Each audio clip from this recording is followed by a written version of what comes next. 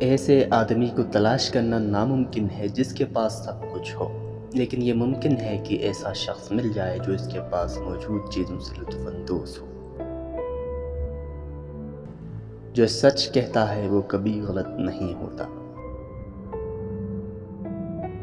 موت ایک لباس کی مانند ہے جسے ہر کسی کو پہننا ہے۔ امید دنیا کا ستون ہے۔ پیدائش موت کے خلاف واحد علاج ہے۔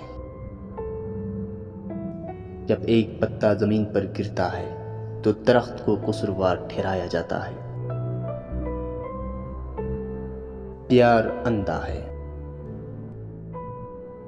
جب کوئی دشمن آپ کے لیے قبر کھودتا ہے تو اللہ آپ کو ہنگامی راستہ فراہم کرتا ہے۔ کتا کتنی دیر تک پانی میں رہے مگر مچھ نہیں بنتا۔ جب ہاتھی لڑتے ہیں تو گھاس کو چوٹ لگتی ہے۔